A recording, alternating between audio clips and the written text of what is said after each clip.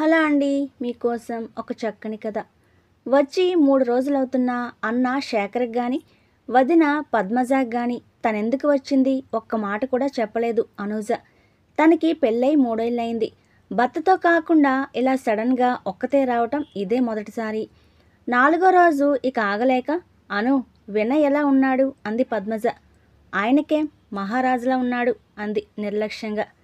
"రేపు ఆదివారమేగా, వినయ్ వస్తున్నాడా? వస్తాడో రాడో నాకు తెలియదు వదినా. ఫోన్ చేసి కనుక్కోవచ్చుగా." "చేశాను, లిఫ్ట్ చేయడం లేదు. బిజీగా ఉన్నాడేమో." "ఇంకా అక్కడే ఉంటే వదిన ఇంకేమైనా అడుగుతుందేమోనని తలస్నానం చేసి వస్తాను వదినా" అని బాత్రూంకి వెళ్ళింది అనూజ. పిల్లి కళ్ళు మూసుకుంటే పగలు చీకటవుతుందా? సమస్య ఏమిటో చెప్పకుండా తనలోనే దాచుకుంటే పరిష్కారం ఎలా దొరుకుతుంది? వాళ్ళ అన్నకి కానీ తనకు కానీ చెప్పకుండా సమస్య నుండి పారిపోదామనుకోవటం పిరికితనం కాదా అనుకుంది పద్మజ. అనూజకి రెట్టించి అడిగితే ఏం తప్పుగా అర్థం చేసుకుంటుందో అనుకుంది పద్మజ. అంతలో భర్త శేఖర్ వచ్చాడు. అతను ఫ్రెష్ అయి వచ్చేసరికి పద్మజ ముగ్గురికి భోజనాలు పెట్టింది. పద్మజ కిచెన్ సర్దుకుంటుంటే అనూజ తన గదికి వెళ్ళింది. 10 నిమిషాల తర్వాత ఛార్జింగ్ పెట్టిన సెల్ ఫోన్ కోసం హాల్లోకి వచ్చింది అనూజ. ఆ సమయంలో గదిలో అన్న వదిన మాట్లాడుకుంటున్నారు. అనూజకి మిగతా వాళ్ళ మాటలు వినే అలవాటు లేదు. ఫోన్ తీసుకుని వెళ్ళబోతుంటే అన్న వదిన మాటల్లో తన పేరు వినిపించి ఒక్క క్షణం ఆగింది. "అను ఏమైనా చెప్పిందా పద్దు?" అన్నాడు శేఖర్. "మీకు చెల్లెలేగా, మీరే అడగొచ్చు. ఊరికనే 2 రోజులు అన్నయ్య ఇంట్లో ఉందామని వచ్చిందేమో" అంది పద్మజ. "వచ్చినందుకు నేనేం అనటం లేదు. ఎప్పుడు గలగలా మాట్లాడే తను వచ్చిన దగ్గర నుంచి నీతో గాని నాతో గాని సరిగ్గా మాట్లాడడం లేదన్నదే నా బాధ." అనూజ చాలా సెన్సిటివ్. అయినా తనంతట తనేం చెబుతుంది? అలా అనే 3 రోజులు ఓపిక పట్టాను. నిన్ను కనుక్కోమంటే నువ్వు అడగడం లేదు. తన మౌనానికి కారణం ఏమిటో కనుక్కునే అవకాశమే అను ఇవ్వటం లేదు. ఏదో బాధపడుతుందనిపించింది. అందుకే ఇవాళ వినయ్కి ఫోన్ చేశాను. మాట్లాడా? ఇద్దరి మధ్య ఏదైనా గొడవ జరిగిందా? ఉత్సుకతతో అంది పద్మజ. ఏదో గొడవ జరిగిందట. మాట మాట అనుకుని చినికి చినికి గాలివానలా మారి నువ్వంటే నువ్వనుకునే వరకు వెళ్ళిందట. ఇద్దరి మధ్య ఈగో తలెత్తడంతో వినయ్కి చెప్పకుండానే ఇంట్లో నుంచి వచ్చేసిందట. అనుజదే తప్పన్నట్టు అతను మాట్లాడాడు. ఇద్దరూ చాలా అన్యోన్యంగా ఉంటారు కదా. అసలు గొడవకి కారణమేంటో? అతనికి బిజినెస్లో ఏదో నష్టం వచ్చిందట. ఆ చికాకుల్లో ఉన్నాడట. ఆ విసుగులో ఏదైనా అన్నాడేమో. అర్థం చేసుకోకుండా మాటకి మాట అనుకుని పంతాలకు పోతే ఎలా కుదురుతుంది చెప్పు? ఇప్పుడు ఏం చేద్దామంటారు? మనము ఏమీ తెలియనట్లే ఉందాం. రేపు అనూజ్ని వినయ్ దగ్గరికి వెళ్ళమని చెప్పు. సమస్య అదే సర్దుకుంటుంది అన్నాడు శేఖర్. గది బయట నిలబడ్డ అనూజ మనసు విలవిల్లాడింది. ఏనాడు ఇలా మాట్లాడని అన్నయ్య తప్పంతా తనదే అన్నట్లు మాట్లాడడం నచ్చలేదు. పైగా రేపే వెళ్ళాలని చెప్తున్నాడు. నాకు 4 రోజులు అన్నయ్య ఇంట్లో ఉండే హక్కు లేదా అనుకుంటుంటే కళ్ళల్లో నీళ్లు తిరిగాయి. "ఏంటి పద్దు మాట్లాడవు?" అన్నాడు శేఖర్. "ఏం మాట్లాడను? అనుతో ఏమని చెప్పాలి, ఎలా చెప్పాలో అర్థం కావటం లేదు. సమస్య పెద్దది కాకముందే భర్త దగ్గరికి వెళ్ళమని చెప్పు." "వెళ్ళమని నేనెలా చెప్పను? మనకి 2 ఆడపిల్లలు ఉన్నారన్న సంగతి మర్చిపోకండి. తను మీ చెల్లెలు, ఈ ఇంటి ఆడపడుచు. ఏదో సమస్య వల్ల ఇక్కడికి వచ్చింది. అన్నయ్య దగ్గరికి రాకుండా మరెక్కడికి వెళ్తుంది?" అంది పద్మజ.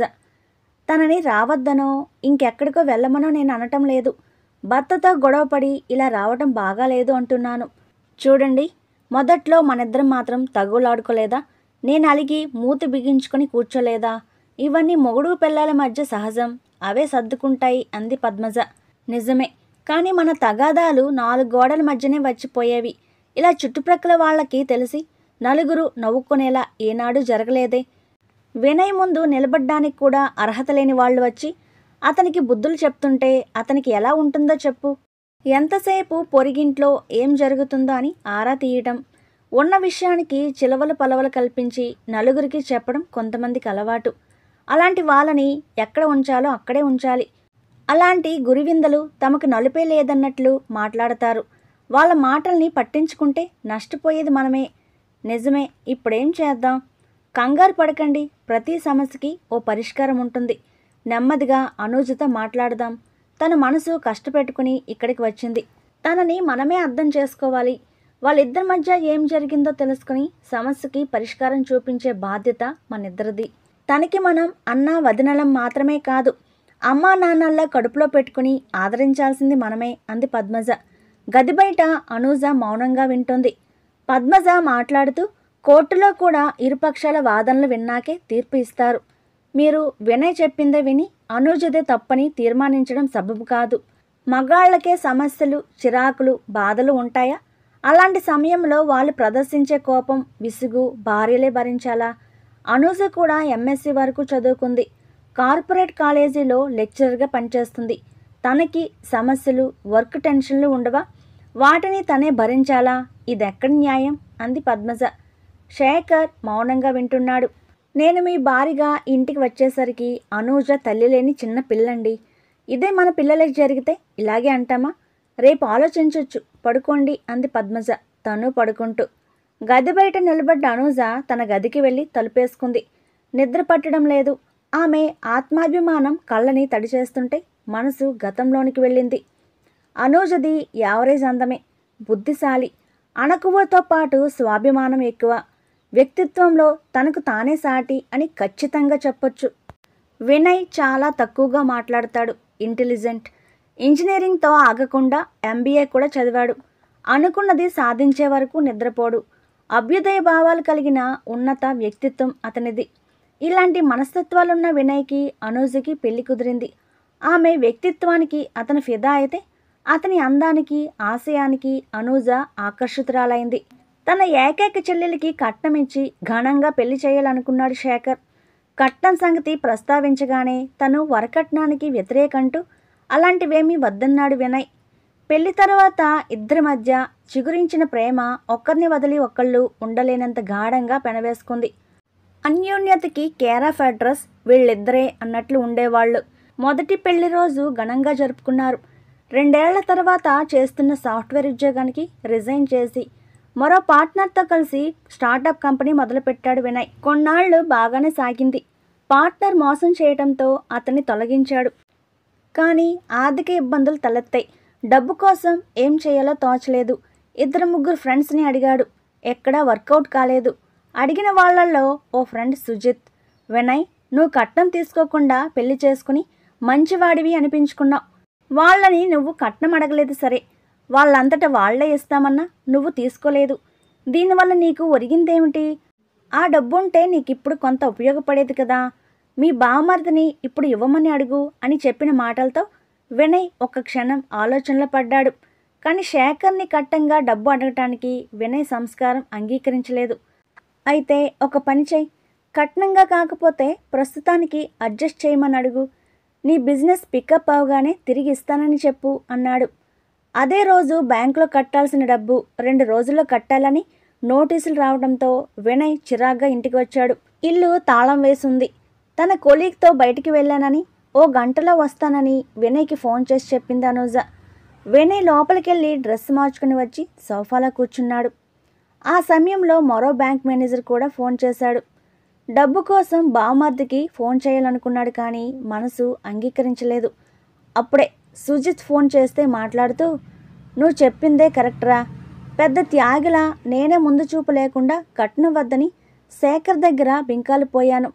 ఇప్పుడు ఆ డబ్బుంటే ఈ సమస్యలు కొంత తీరేవి. కట్నం వద్దన్న నా అభ్యుదయ భావాలు నన్ను ఏం ఉద్ధరించాయి అంటుంటే అప్పుడే లోపలికి వచ్చిన అనూజ ఆ మాటల్ని వింది. అనూజని చూసిన వినయ్ మాటలు ఆపేసి ఫోన్ కట్ చేశాడు. అతనికి ఎదురుగా వచ్చి కూర్చొని, ఓహో, కట్నం లేకుండా నన్ను పెళ్లి చేసుకోవటం వల్ల నీకు ఈరోజు కష్టాలు వచ్చాయా? మరి ఇన్నాళ్ళు రోజుకోసారైనా నువ్వు నా ప్రేమదేవతవి, నిన్ను పెళ్లి చేసుకోవటం నా అదృష్టం, అది ఇది అని ఆకాశానికి ఎత్తేసావే అంటే అవన్నీ అబద్ధాలేనా?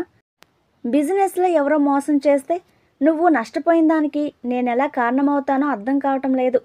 చేసుకున్న భార్య దగ్గర నిజాయితీగా లేకుండా ఎవరో ఏదో చెప్పారని బయటపడబట్టి నీ ఆదర్శాల ఆంతర్యం బట్టబయలైంది.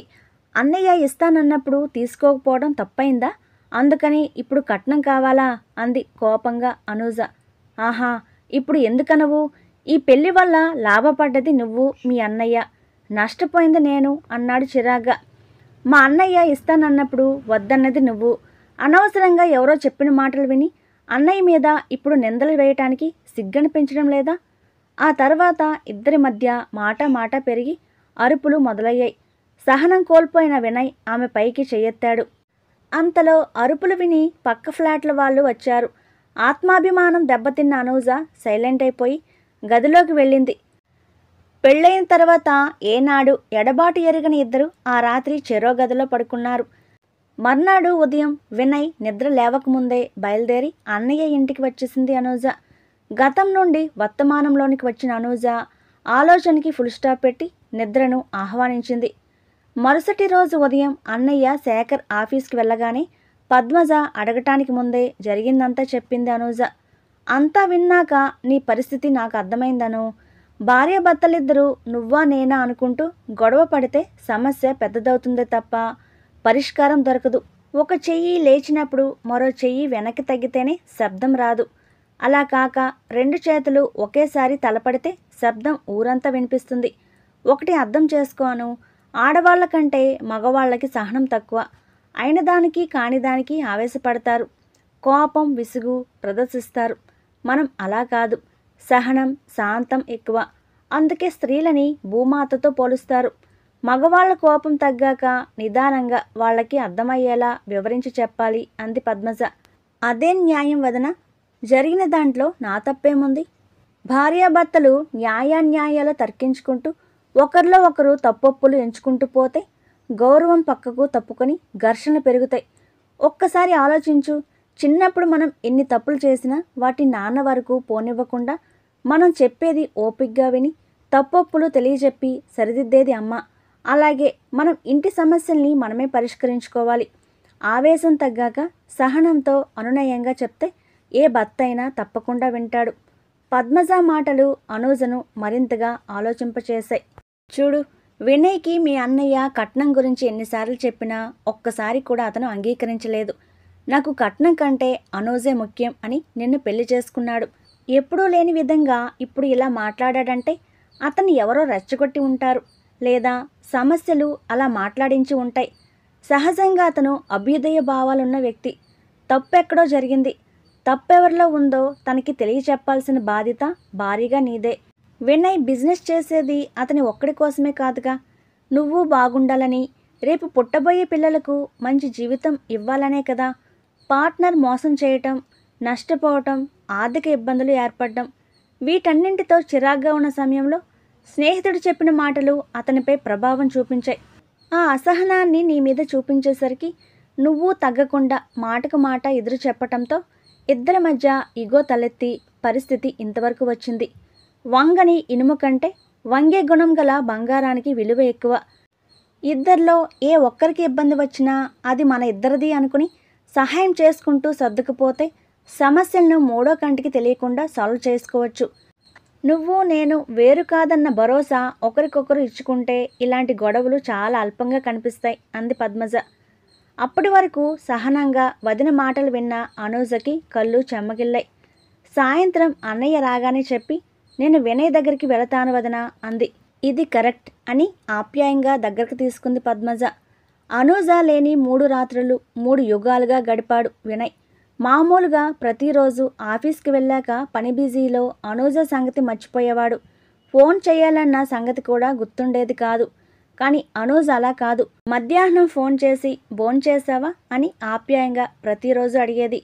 కానీ ఇప్పుడు తన భావాలు ఆదర్శాలు అన్నీ గాలి కొదిలి ఎవరో చెప్పిన మాటలు విని సంస్కారం కోల్పోయినందుకు ఎంతో ఫీల్ అవుతున్నాడు. అనూజతో మాట్లాడి 72 గంటలు దాటింది. ఆపై ఆగలేకపోయాడు.